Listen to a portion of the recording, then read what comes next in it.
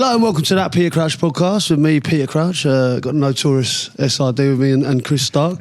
And we've got Mr. John Obi Mikel with us. Thanks for having me. How are you, mate? Amazing. Mate, you know what? This is the culmination of something where we played in a Legends match recently, and you were doing your pod, right? Yeah. And I was doing mine, and it was like I had the Liverpool players and he had the Chelsea players. We're like, why don't we just team up, right? So exactly, here we are. I'm gonna come on your pod and you come on ours. I appreciate you being here. I'm very happy to be here. I mean, your podcast is something that I've been obviously watching since before I even thought about starting my podcast. So it's amazing to be here. I'm really looking forward to it. Good man, mate. How are you enjoying the podcast world, by the way? How much? Obviously, it's going great for you.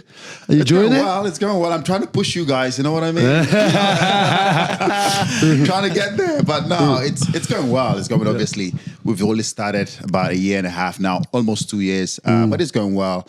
I think the one thing with podcasts is it's the clients, is the guests you bring on. Once you can get good guests, good stories, and then you can be able to push your podcast. And that's something that's happened, obviously, when you play against players, managers, and you keep that friendship after you finish playing. You give them a ring. Oh, you know, like Jose Mourinho, I gave him a ring. I was like, boss, I've got my podcast happening. Do you want to come on? It's like, oh, of course.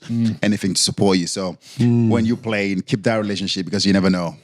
Yeah, that's so true. Yeah, I think it's a great way of sort of staying in touch and sort of reuniting with people that you might have played with or been managed by. The other great thing about a podcast is it's just an excuse to do sort of silly shit that you probably wouldn't do if you didn't have a podcast. Do you know what I mean? You can dream up something, and just because you've got a podcast, you get to be able to do it. I mean, how many things have we done like that? Oh yeah, so many. You can. Where's the beers? I thought you. Yeah. We're slightly early record today. We had to pump the brakes. It's been, quite a heavy weekend. I mean, literally, as well. you can imagine anything you want to do, and the podcast gives you a reason to do it. No, of course, it's a great platform, isn't it? I think when I started as well, one of my main idea was to create a platform whereby ex-players like us, you know, can be able to tell our stories that we never been told before, stories that nobody's ever had before. And I thought about it as like, I still want to be in the game, obviously, but is coaching what I want to do? Do I want to be, you know, or is that something that I want to do something totally different? So I thought about the podcast, and I get to analyze the game. I get to give my opinion. I know a lot of people don't like my opinion, but you got to be real. You got to be truthful to yourself if you want your podcast to succeed. And that's something that I've done. I know sometimes people think it's harsh criticism, but it's not. Remember when we played, of course, you know, we never had the social media to be able to defend ourselves. But these guys today, they have it. So once any little criticism, they come on social media and try to defend themselves, which is fine. But I think for me to still be in the game is the podcast. You know, I talk about the game. We have our Mondays where we do Taking the Mikel, where we discuss. Taking the Mikel. Yeah. nice, good. I like that. Yeah, nicely done. Taking the Mikel. Yeah. Fucking sort it out, Ross. I mean, this is the kind of shit we need to be coming up with. You know, where we discuss games, discuss what's happening around the game, and no, it's been fun. It's been fun. Yeah, nice. And listen, there's so much I want to get into. You just mentioned Mourinho coming on your podcast. He had such a good career. Yeah. There's so much to get into, but I'd like to formally apologise to you. I want to hear that for one of the. I think it was the worst tackle I ever produced, and I don't know what came over. I'll tell you. Can I just explain myself? Obviously, the apology comes from the bottom of my heart. I apologise. It was a terrible tackle, and if you don't know, if you haven't seen it, it's worth a Google. I think it was the Carling Cup then. It was the League Cup. I remember, and I dived into a tackle, but I remember the reasons behind it was. You were kind of like just in front of me, like any long ball that was coming to me, mate. You were, and usually there's like I have like Leon Britton or someone, you know, like a Joe Allen around me. This is the tackle here. I've dived into the tackle, but obviously that looks awful, and I've lost the plot completely. But the red mist really came over me, and the reason was because you were constantly kind of in front of my toes, standing on my toes.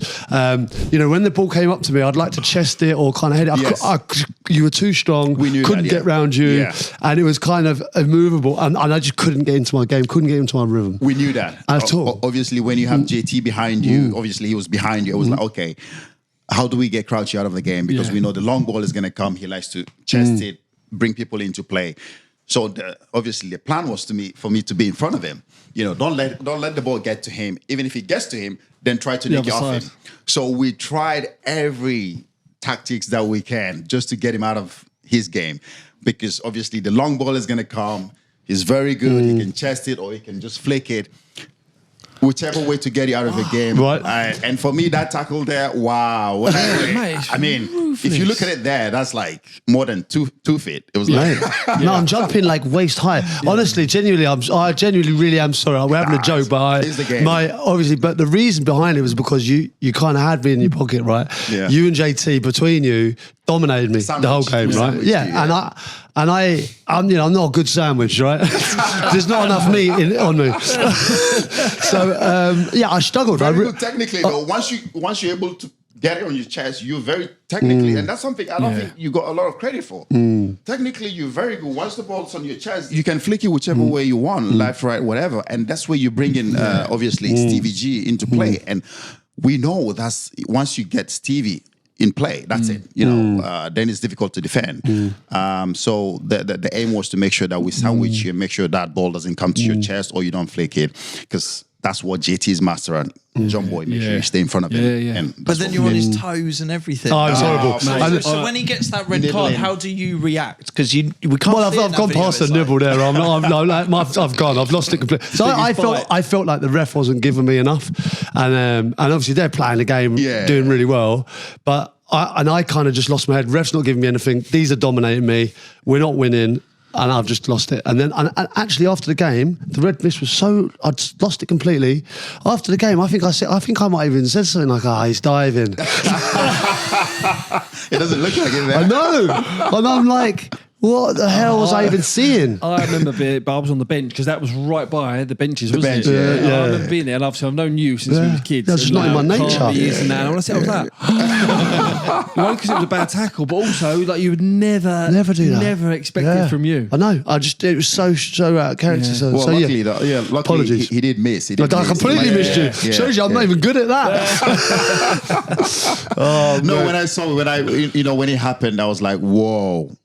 I'm so lucky that he's missed. Like you said, he was just right in front of the bench. No, not good. No, obviously, it was the game. We were trying to get him out of his game. I understand. He got angry. He was pissed off, and it wasn't going his way. And I mean, everything we did back then to win. Then the game was so competitive. The kids now, they're so soft.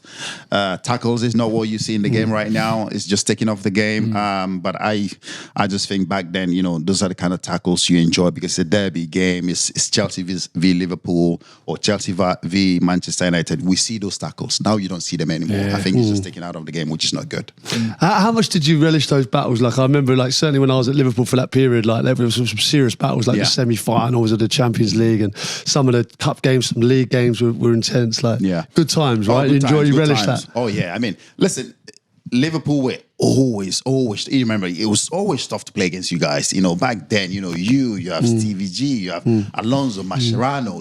The midfield was crazy. Every time we went to Anfield to play against Liverpool, the atmosphere is crazy. If it's under the light, it's crazy. Champions League night, it's and you guys know how to rev up your fans. You know, Mascherano goes in with the first tackle. Stevie goes in with the first tackle. Alonso, it was such a great, intense game that we loved being part of, and that's just what made the game so beautiful then, because the intensity was there, the tackles were there, the managers were fighting against each other. All those battles, on the touchline as well was absolutely great, and I enjoyed that time. You could feel. I remember the year that I was there, the season that I was there. I think we played Chelsea, played Liverpool quite a lot that season, but you could feel it the start of the week. Yeah, like the atmosphere changed straight away. The build up to that game was like, whether it's a midweek one or it was the weekend, everyone's mood you could see in training was like they was at it, they was tuned in,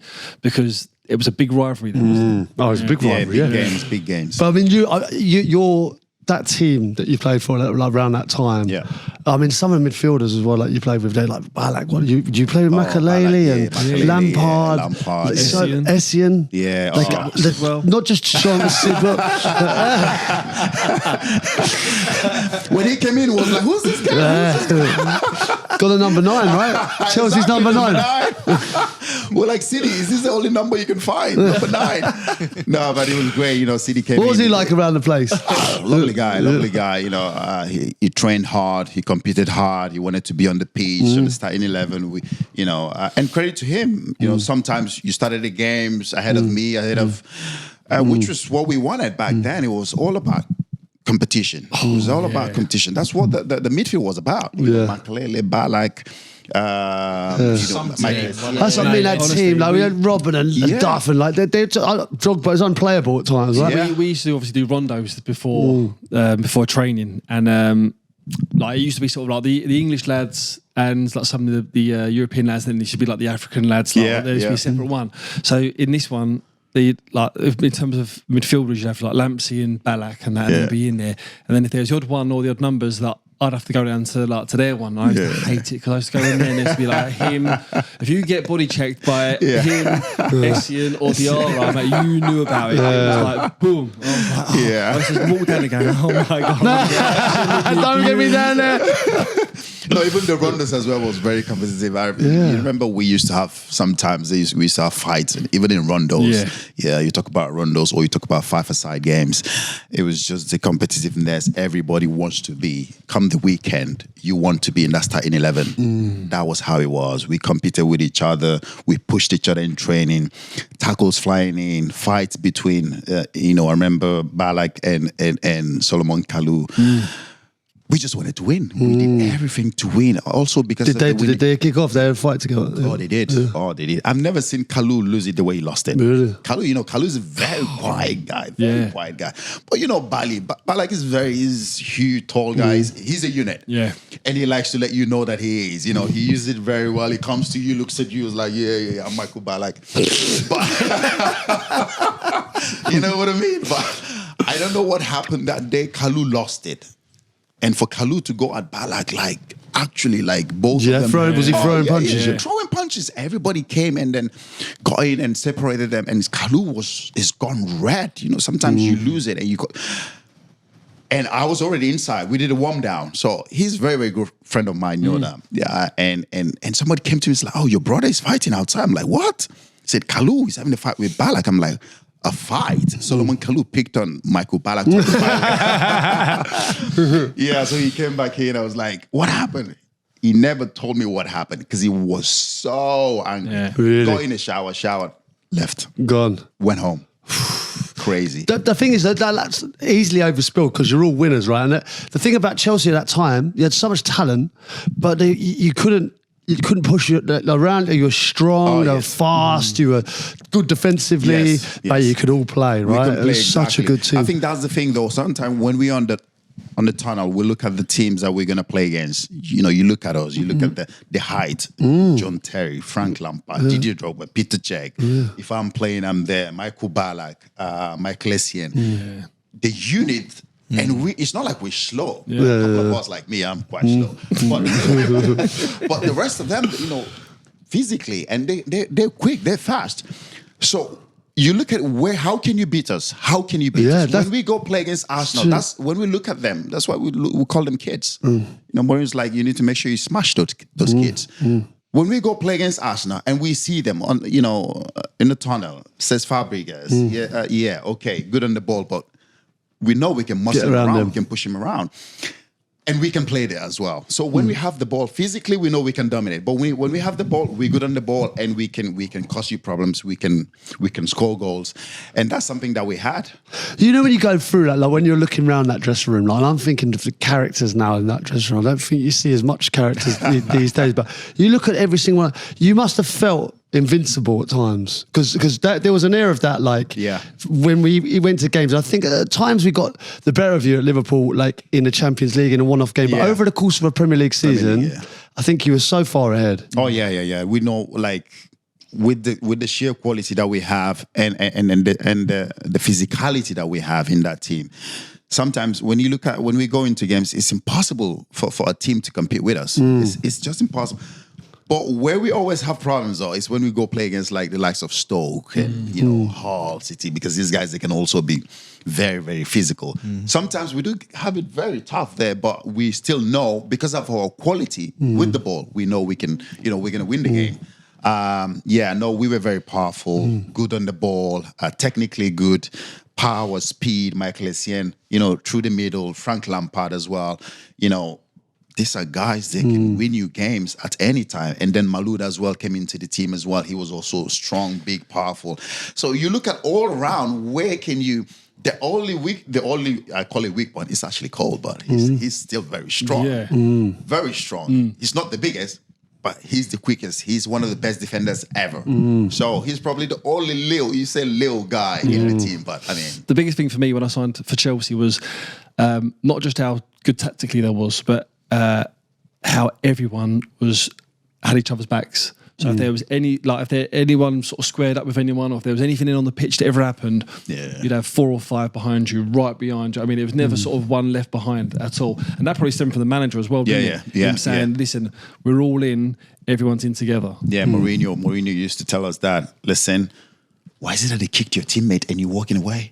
Go there, go to the referee, scream at him, get in their faces. And that's something over the time we learned it. So if you kick somebody, before you know it, we're all around you. We start pushing you, we're all in your face. We start, we go up against you. And we did that, and we got much, much better at it when we obviously facing the likes of United. Because United, they were for us, we wanted to knock them off their perch. We wanted to take that whatever it is, to be at the top. And every time we played against them, Rooney, Rio, Paul Scholes, these guys, they wanted to be the best. We wanted to be the best. So for us, we had to find each and every way of trying to dominate the opening. And that's what Mourinho installed in us. He finds a weak point. Once he gets that weak point, he tells you, that's the weak point. Make sure you exploit it. And we did that brilliantly. How good was he, Mourinho? Obviously, you worked with some tremendous managers at Chelsea throughout your career and elsewhere as well. But how was he the best? No, he's not good. No, Mourinho, fantastic guy. He brought you to the club, didn't he? Yeah, fantastic guy. Amazing. Not just a coach, but as a human being as well. It's somebody you can speak to. It's somebody you can connect with. But obviously has his ways of trying to get the best out of players. Sometimes did he cross the line? Of course he did. So of course he did cross the line sometimes, the way he spoke to players, especially younger players. But it was just that era of him trying to get the best out of players. He did that with Mo Salah when he had to go at him. I think it was a game we were playing, had to go at him in the dressing room, and Mo Salah started crying, and then he took him off. Sometimes when you have a go at players, you just have a go and take them off. Or you have a go and let them go back into the game and try to correct whatever mistake it was. But he does that and then tells you, you're not going back in. It's a double one, isn't it? Yeah. But was that a little test that way? When he done that to Mo Salah, was that him testing him to see how far he could push him? Yeah, of course, how far he can push him. He did that with me. First, when I joined the club, I was late for a meeting. He took me out of the team for a month. Really? He took me to the reserve team. I was training with the reserve team. He said, this is not Nigeria anymore. You are here with the big boys. You're in the big leagues. You can't be late. Took me to reserve. I was with the reserve team for like a week.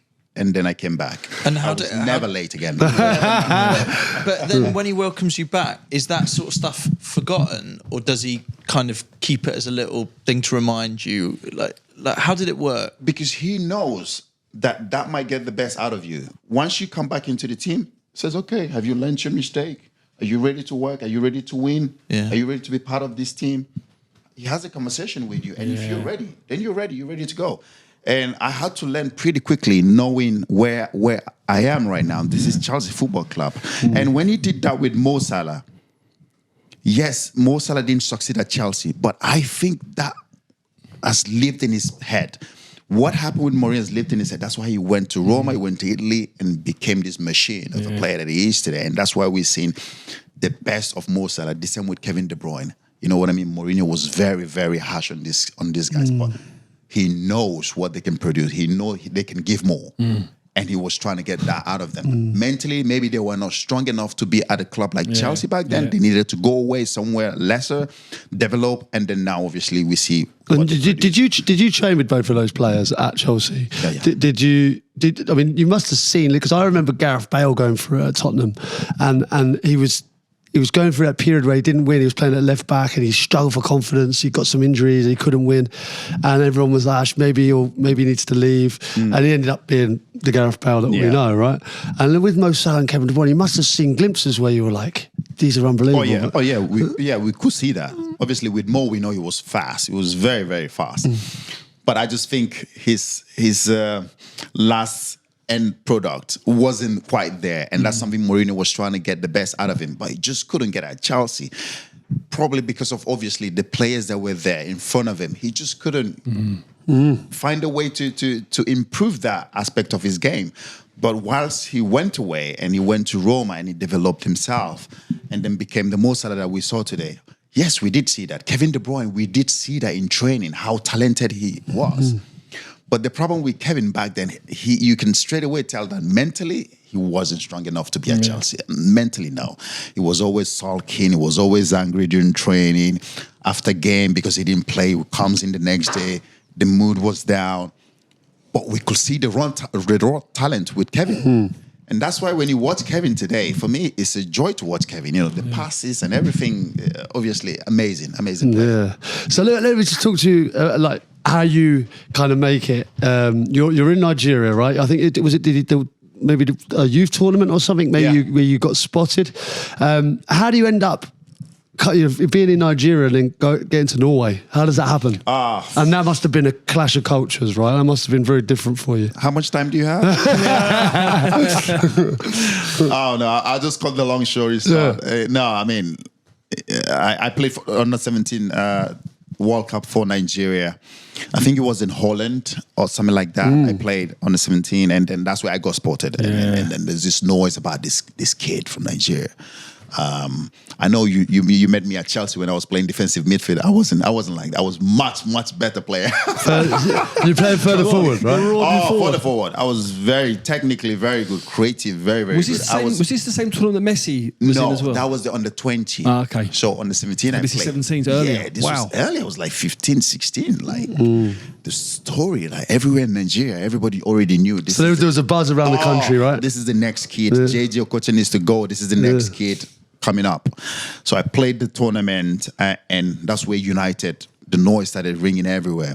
Imagine this, I was in the hotel with the national team. I was about 15, 16. There was an agent from Ajax, Holland, that came to the hotel with a briefcase. I think it was about $500,000 briefcase sitting right next to him.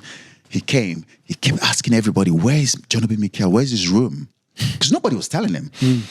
And everybody already know about this story. So the head of the FA in Nigeria said, if anybody asks about where Mikel is, don't let agents into the hotel. If anybody asks where he is, just tell them you don't know where he is. You don't know his room number. You don't know how to get it. If they want to get in touch, let them come through me. So this agent obviously was going around asking, where's Mikel? Where's Mikel? Had a briefcase of about 500,000. It's like, I actually want to sign you right now. You know, you have this money. You know, this money is this cash for you? Yes, for me, for my family. Wow. He's a brave man. Oh, he's a brave man. Just wanted to exploit everything, you know. And he said, listen, this money is for you. You can sign right now. This can change your family's life. And as a kid as well, 500,000. I was like, whoa. But I already know that the head of the FA will not let anything happen. Because United already got in touch with him. So obviously then after that tournament, United took me to Manchester. That's where I had trials at United. I trained with Roy Keane, Paul Scholes, Nicky Butt, and all these guys, Van Nistelrooy. So how old are you at this point?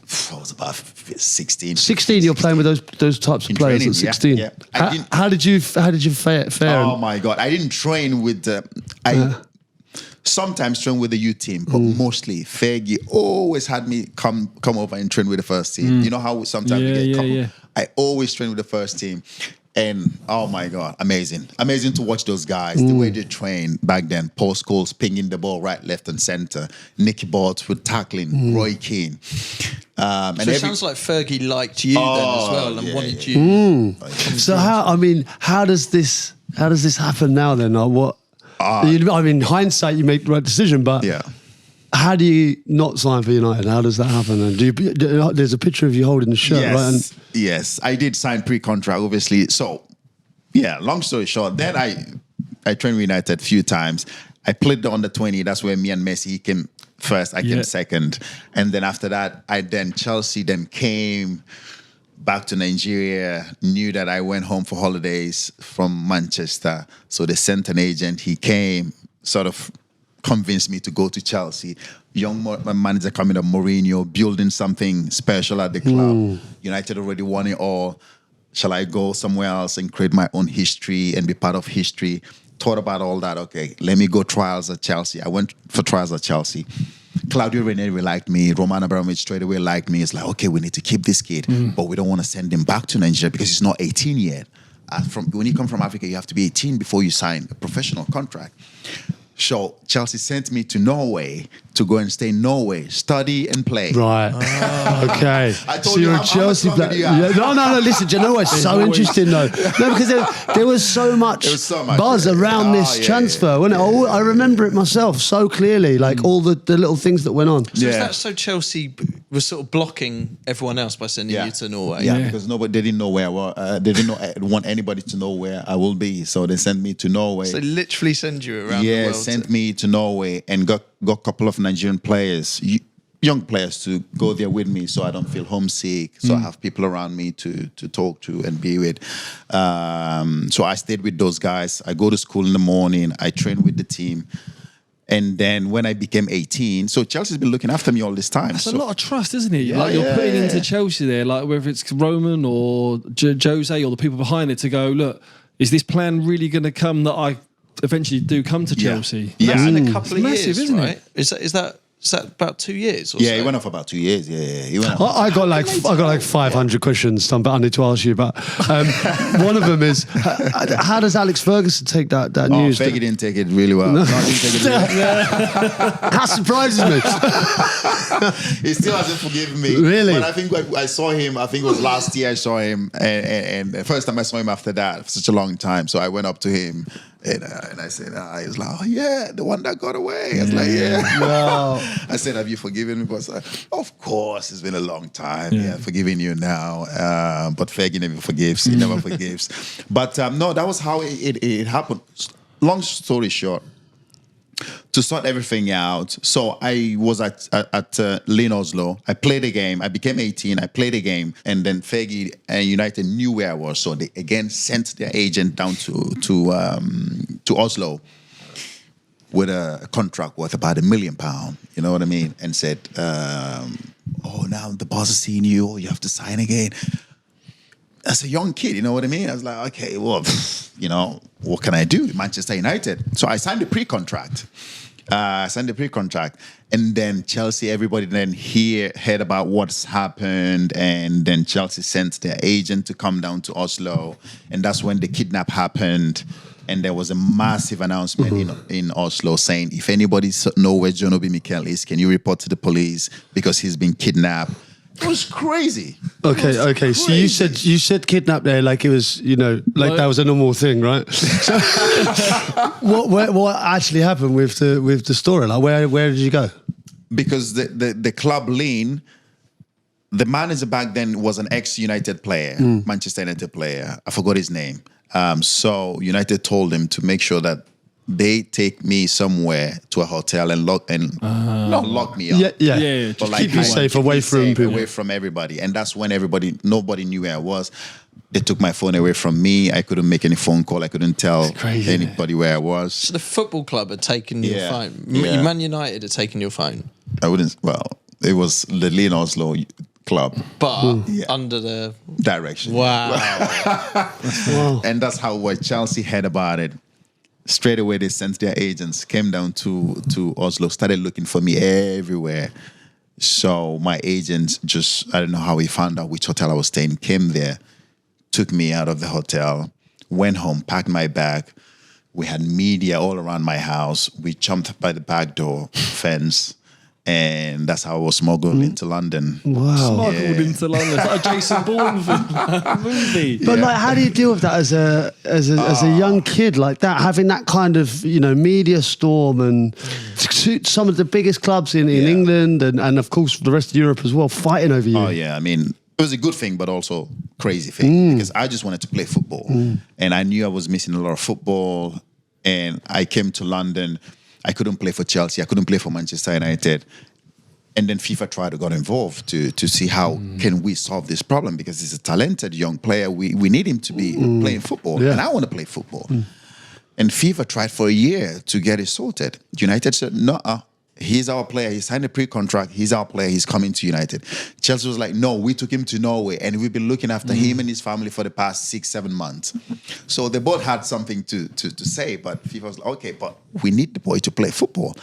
FIFA tried for a year, couldn't get it sorted. And then finally, the English FA got involved, invited me to the FA here in London, invited Fergie. Fergie said, listen, I just need 30 minutes with the kid, alone. Nobody in the room, just me and him. I will try to convince him to come to Manchester United because this is the club that's good for him. So I went into the room with Fergie. My agent was sitting outside. Before I went into the meeting, said, whatever he says to you, just nod your head and say, nope, I'm not coming. Went into the meeting and he was saying, John boy, what is it? Is it money? Tell me, I will give you more money. The players want you. Roy Keane is asking, where are you? Postcodes. They're asking, where's this kid? We will need him at the club. I said, boss, I can't come to Manchester. It's like, why? I could see him getting red. Yeah. You know, he was sitting at the edge of the table. I was sitting at this edge of the table. I thought I was going to get a hair dryer treatment. But no, so after 30, 40 minutes, he couldn't. And then he left. And then after a week or so, we got an offer. They said, okay, now we understand, okay, the kid doesn't want to come. But you have to pay 16 million. So Chelsea paid 14 million to United, and so around 3 or 4 million to Lyon Oslo. So when you're in that room with Sir Alex, is there not one little bit where he's saying everything? I think there's a lot of people would break there. That would, was there any chance that you was gonna just go okay, or no, because before that time, it's a long story. Before that time, I already met up with Mourinho. I met up with Roman Abramovich. Yeah. This was again an undercover meeting because I wasn't supposed to meet with any of them. Yeah. There was a time a car came, picked me up from my hotel. This was like a James Bond movie. So I met with Mourinho. A car came pick me up from my hotel and drove me like 30, 40, about 1 kilometer, 2 kilometers. It stopped me off. Is this in London now? Yeah. Where did you meet? Sid's went to Mourinho's house, but somewhere. It's not Mourinho's. I think it's Roman's house. Roman's, somewhere outside London. Oh, okay. The car drives me about 1 kilometer and stops me and say, "Okay, another car is going to come pick you up." No way.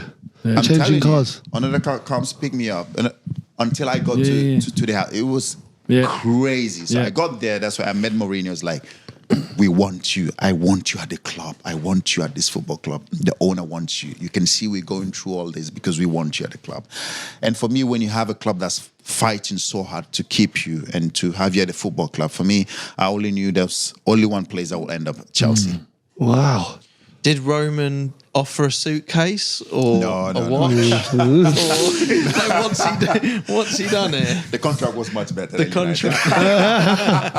Fair play. He's done a lot for you though, isn't he, Roman? No, he was always there for the players. Whether you needed a boat for a party or whatever you needed, if you're somewhere on holidays, he offers his boat to the players. If you need a boat for a party, not a bad thing, boys, is it? tell me.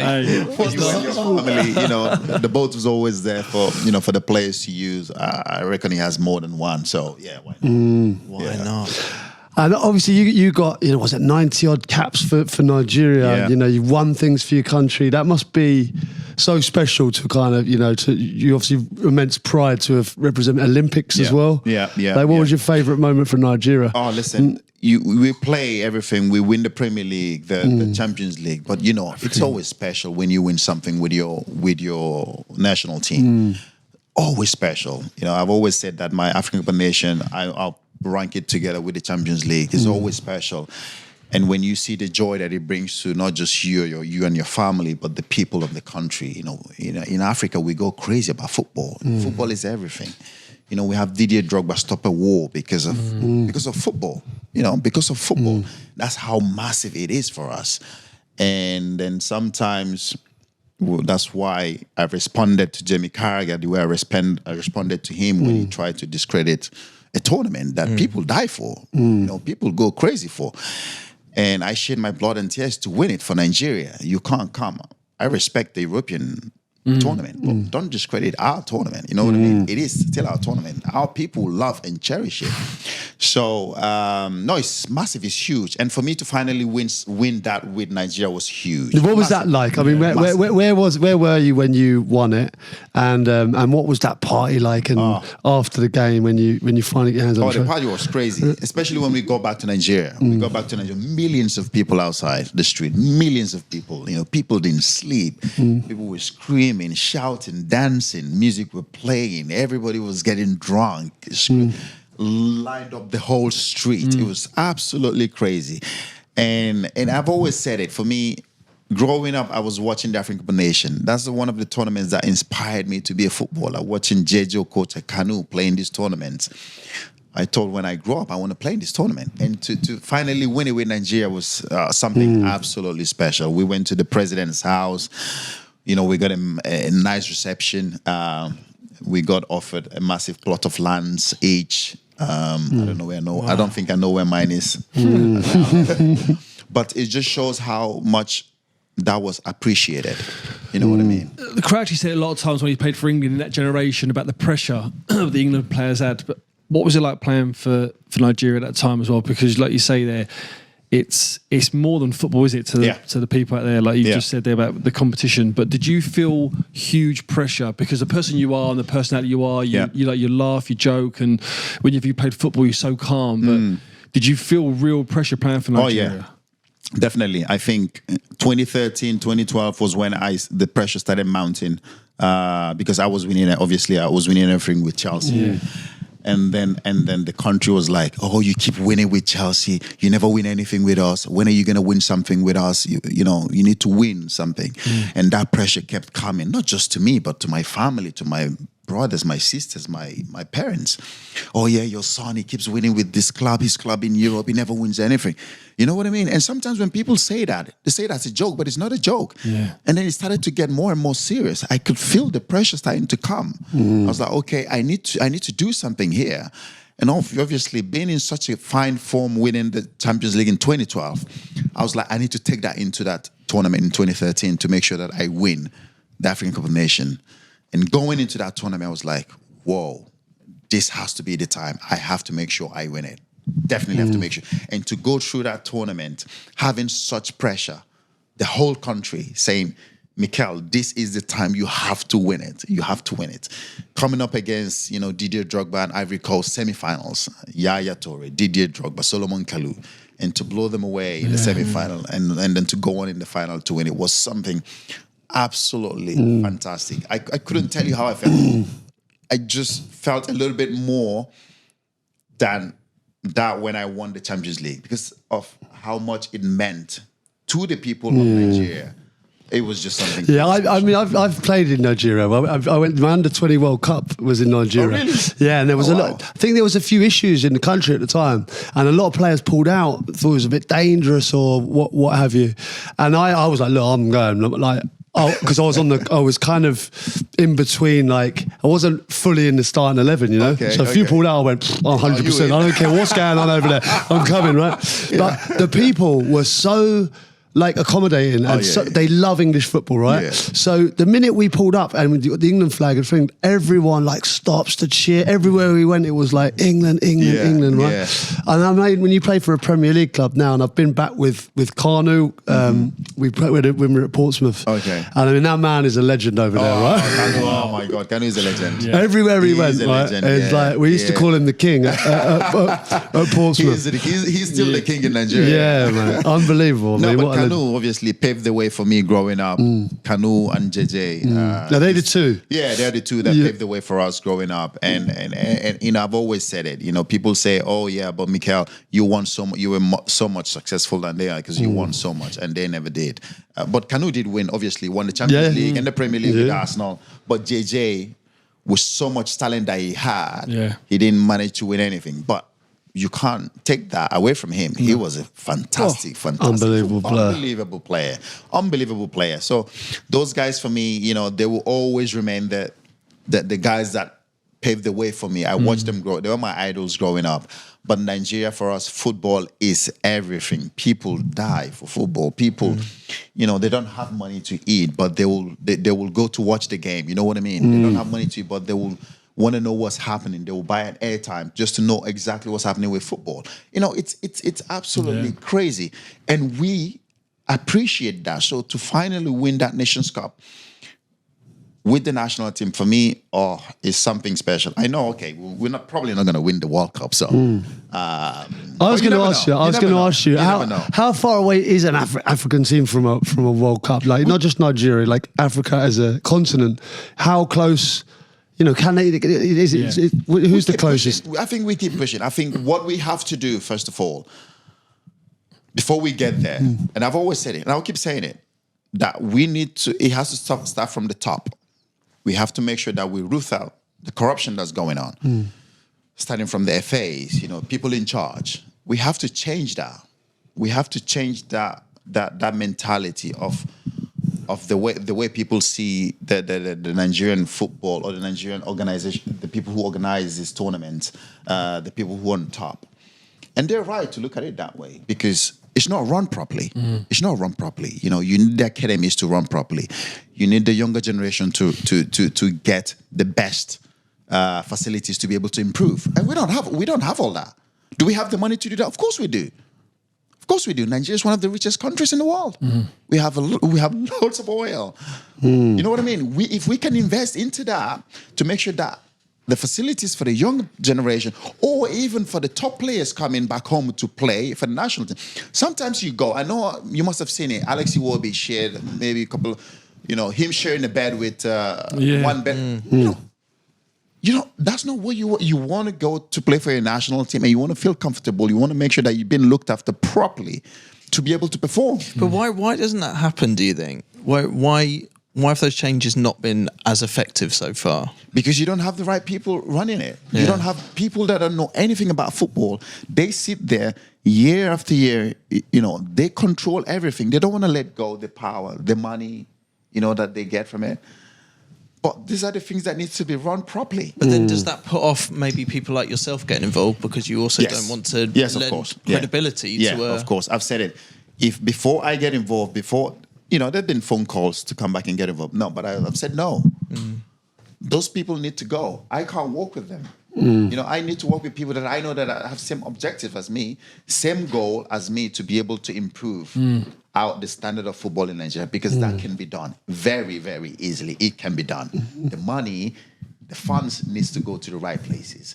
If that happens, we can improve the standard of football in Nigeria. We have some talented players. The Nigerian Premier League is amazing, full of talents. But how do we improve that? How do we get those players, on the bigger stages? How do we make sure they have the right facilities to be able to improve? That's not there. So we have to root out those people that corrupt the football in Africa before we can get anywhere. And that's when we need to start talking about winning the World Cup. There was one story where you paid for everyone's flights, right? What was that? Is that for the Olympics? Yeah, exactly, for the Olympics. Again, talk about the corruption where a budget has been signed by the government and somebody sitting on top of that money didn't release that money, and we are all sitting at the hotel about to fly to, I think it was Rio, and everybody's thinking, how are we going to get there? There was no money to pay for flight. There was nothing to do. The players were worried. And for most of those players, it's their first time of going to a major tournament. So I thought, why not? I spoke to the coach, said, how can you find a plane? Looked for a plane, and I had to pay for it. I had to fund it. Oh my God. And we got there. We got there, and I thought, okay, now I'm gonna get reimbursed my money. Up till today, I still haven't received. You haven't really? No, that's unreal. But then your nation, you go there. What, you finished third in the Olympics? So you get a medal, and it's still not been. Nope. But is that crazy? Is that not getting reimbursed is that like just a disrespect them because you took it upon yourself to do it, so they just view it as like, well, no, it was not. Yeah, exactly. It's John Obi Mikel. So how does that make you feel? They've expected you to have done that. No, they didn't expect me, but that's the thinking. That's the mentality. It's John Obi Mikel. He can afford it. It's not that. It's not that. It's the principle. You know what I mean? It's the respect. And that's what I told them. I was like, listen, guys, yes, I've done it, but it's the principle. You know what I mean? You need to reimburse me but they still didn't do it. And for me, the joy that I take out of that is that we got there and those young players were able to get a medal, Olympic medal. I know we finished third, but it's still a massive achievement. And for me to be able to see that for those young players go back home to their family, knowing that they got a medal from Olympic was more than the money. So for me, I just kind of like left it for them. Do you know, this has been fascinating today because I wasn't aware really of how perfect you are placed and how perfect it would be if you could come and get involved in that and sort it out and be a sort of new leading light in that whole setup. And I really, really hope that more people realise this and maybe get behind this a bit more, so that hopefully you feel comfortable enough to be at a stage where you feel you can get involved. Because I get a sense that you would like to. Oh yeah, definitely. I know that if I get involved, I'm not saying in the next 2, 3, 5 years we'll win the World Cup, but I can start to set that standard. You know what I mean? And that can be done pretty easily. I know that because I've been in there. I've seen it. I know what we're lacking. You know what I mean? I've been in that dressing room. I've been in those camps where things are not done properly. You know, just the food, just the training kit, just those little things. Yeah, they all add up. They all add up. It really feels like you can be that bridge between like the playing staff and the people higher up. And it's obvious, obviously, you talk really well. You've been a fantastic player, but it's starting to make me feel a little bit more guilty about that tackle, to be honest.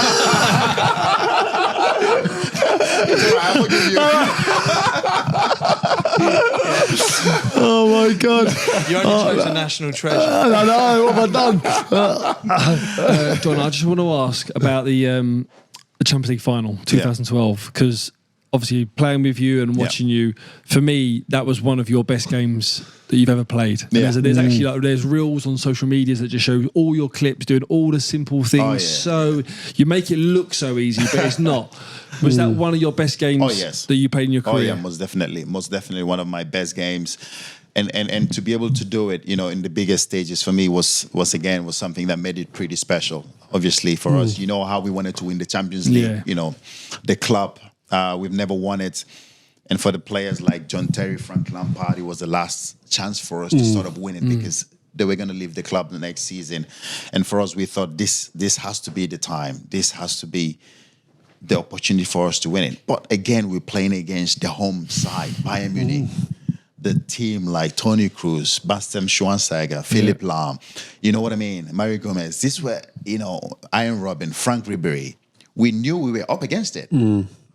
But again, big game, you have to perform. And that's where big players turn up. Didier Drogba turned up, you know what I mean? And we knew with him in the team, we couldn't surrender. Even when they scored, I think it was 80-something minutes, they scored, we still believed that we could still come back. But no, definitely for me, the best game that I've played for Chelsea, 100%. And to be able to perform that night the way I did and to see Roman Abramovich finally win that trophy that he really, really wanted to win. We all know that for him, when he bought the football club, it was about winning the Champions League.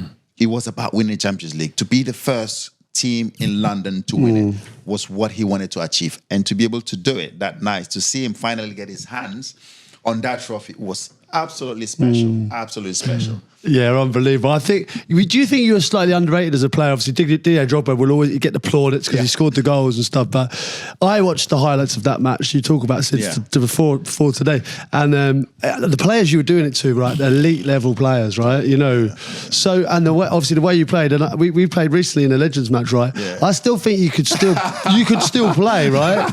Genuinely, like I think you know. Listen, Steven Gerrard was on the same pitch the other day. But you look like you could still play, you look fit still. You look like you can still play. You're still doing like those little turns where you're just keeping your body in there. He's like an octopus, his arms and legs. Yeah, you can't get the ball off him, right? Not at all. So yeah, I feel like, do you still keep active and fit? Do you still play football? No, I don't play football, but I play a lot of paddle. I don't play football that much, but no, I still keep fit. I train every day. I go for a run every day, even if it's for 10, 15, 20 minutes. I do make sure I keep myself fit. No, but every time I do play, I always get that, oh, Mikel, you can still be playing. But listen, it's just how it is. Yes, did I retire a bit early? Maybe yes. Is that something that I regret? A little bit, yeah. But it's done now. I enjoy what I do. I enjoy spending time with the family, with the kids. But definitely that game in Munich for me was the best game I played. You've just said it there. What I was doing that day in the midfield, sometimes I was pinching myself thinking, hold on a minute. It's just top plays, and I absolutely controlled that game. I bossed it. And I thought I was going to be the man of the match, obviously, until Didier Drogba scored that and took it off me. But it was a brilliant game. It was one of those games where when you look back at it, sometimes today, I still can't see the reason or what's made me play so well. Because I was in the middle of everything. Everything was going through me. I was getting the ball from defenders. The tackles were there. I was just feeling it. And to win that game and playing the way I did was just incredible. Absolutely incredible. Yeah, special, man. Biggest game on earth, some say, and to boss it like that against Bayern Munich, that's absolutely unbelievable. But do you ever think about how your life has kind of panned out? Like, obviously those small decisions right at the start of your career at 16, 17 years old. Do you ever think what a life at Man United would have been like? Or listen, you won everything at Chelsea, but I just think, you and Scholesy pulling strong, you Keno, that'd be a decent midfield as well.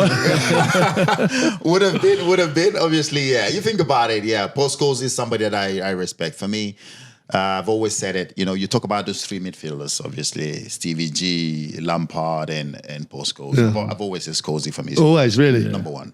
Okay. I don't know who's two. Don't get me involved in who's going to be number two. But Scholesy, for me, is just above both of them. I think he's world-class, Paul Scholes. The way he plays. And being a young player as well, when I trained with them, he was the guy I was watching. I was watching Paul Scholes, the way he trained, his quality on the ball, the way he was just pinging the ball around, shooting, technique, passing, everything. But he's the worst tackler. Yeah. It was like me. He's like you, yeah. He can tackle for anything. But no, of course you did. You have that thing going through your head. Oh, what if I played, with the likes of Roy Keane, Paul Scholes? Would I have won maybe one more trophy or two more Champions League? Yeah, but it's just something you think about. But I'm not greedy. I think for me, one is You've got enough. Fair enough. And just on the hypotheticals as well, I kind of felt like it was always, maybe you can answer this, it was potentially a lazy rumour, but there was always a transfer rumour that it was Arsenal. You'd always get associated with Arsenal. I mean, it was every transfer window at one point. Was there ever any slight truth to those articles? Oh, no chance. No chance. Even if it was true, there was no chance I will leave Chelsea to us. No chance. Yeah. No chance. No. I'll be killed. Yeah. There's no chance. You like London, right? Yeah, of course. No, but you can't move from Chelsea to no, it's impossible. It's impossible. So for me, there was no rumors to that. There was rumors, but there was nothing in it. There was nothing in it. Okay. Do you know, one of my best mates asked me to ask you that. Oh, really? Yeah, big Arsenal fan. Was like, was there ever anything in it? No, there was nothing. Maybe it came to the club, but they didn't show it to me. Right. Okay. Maybe. But yes, I did see it in the media back then, but there was nothing that came to me or to my agent back then. So maybe they did contact the club, but the club never spoke to me about it. I think you'd be crazy as well for the club to sell me to Arsenal back then. Just before you go, who's the best player you've played with? I get this a lot. Obviously, I do say, I've said it, and I'll continue to say it, Eden Hazard. Yeah. For me, he's the best player that I played with. A guy who can do anything whenever he wants it. If he's on it and he fancies it, he can do anything he wants with the ball. And it's not just in training, in games. We're talking about games, not just training. In games, he can turn up and say, okay, you know what? I am going to buzz this game. I'm going to do whatever I want, and I'm going to win this game. That's how good Eden Hazard was.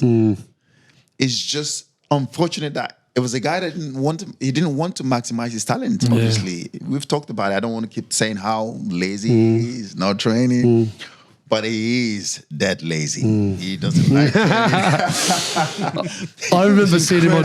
It's mad. I remember seeing he was on the bench. I remember at Stoke, at Chelsea. I don't think he might have had trainers on or flip flops, and he walked down. I think he got sent to warm up. I've never seen anyone move less in my life. Never. No. I don't think he even stretched. He'd walk out and just stood there. Kind of like with his hands back in here, and then he just walked back again. Oh, that was an unbelievable warm-up.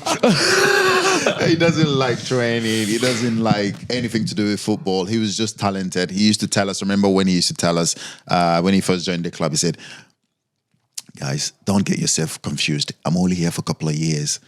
I want to go to Real Madrid. Really? Yeah. So that was always his man. That was always his dream. He wanted to play for Madrid. He said, I'm going to be with you guys for a couple of seasons and then I'm gone. I'm going to my dream team, Hala Madrid. Wow. And he did it. Yeah. But it's just unfortunate that it didn't work out for him at Madrid. Yeah. Okay, listen, John, absolute pleasure having you on. Really was, honestly. Thank you so Top much. man, mate. Thanks Brilliant. Great to see you. Great. Really appreciate it. Top man. Nice one. That was good. Thank you, guys. Cheers. Well done. Superb, mate. Superb.